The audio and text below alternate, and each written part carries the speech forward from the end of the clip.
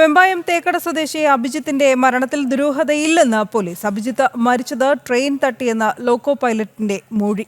അതേസമയം മരണത്തിൽ ദുരൂഹതയുണ്ടെന്നാണ് കുടുംബത്തിന്റെ ആരോപണം. നിയമ നടപടികളുമായി കുടുംബം മുന്നോട്ട് നീങ്ങുകയാണ്. തിരുവനന്തപുരം വെമ്പായം സ്വദേശിയായ 16-കാരന്റെ മരണത്തിൽ ദുരൂഹതയില്ലെന്ന് പോലീസ്. അഭിജിത്ത് മരിച്ചത് ട്രെയിൻ തട്ടിയെന്ന ലോക്കോ പൈലറ്റ് പോലീസിന് മൊഴി നൽകി. അഭിജിത്തിന്റെ മരണത്തിൽ ദുരൂഹതയുണ്ടെന്നായിരുന്നു കുടുംബത്തിന്റെ ആരോപണം. മാർച്ച് 3-നാണ് പേട്ട റെയിൽവേ സ്റ്റേഷന് സമീപം അഭിജിത്ത് ട്രെയിൻ തട്ടി മരിച്ചത്. സുഹൃത്തിനൊപ്പം വെമ്പായം തേക്കടയിലെ വീട്ടിൽ നിന്ന് പോയ അഭിജിത്തിനെ കാണാതാവുകയായിരുന്നു. പിന്നീട് 16-ാം തീയതി കുടുംബം വട്ടപ്പാറ പോലീസിൽ പരാതി നൽകി. മാർച്ച് 5-ാം തീയതി പേട്ട പോലീസ് സ്റ്റേഷൻ പരിധിയിൽ അഭിജിത്ത് തീവണ്ടി തട്ടി മരിച്ചെന്നും അജ്ഞാത മൃതദേഹമായി സംസ്കരിച്ചെന്നും കുടുംബത്തിന് വിവരം ലഭിച്ചു. മിസ്സിംഗ് കേസെടുത്ത വട്ടപ്പാറ പോലീസോ തീവണ്ടി തട്ടിയുള്ള മരണത്തിന് കേസെടുത്ത പേട്ട പോലീസോ അന്വേഷണം നടത്തിയില്ലെന്നാണ് കുടുംബത്തിന്റെ ആരോപണം.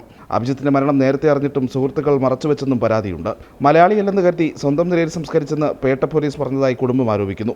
കുടുംബത്തിന്റെ ആരോപണങ്ങളിൽ വിശദമായ അന്വേഷണം നടത്തുമെന്ന് പോലീസ് അറിയിച്ചിരുന്നു. ജനം, തിരുവനന്തപുരം.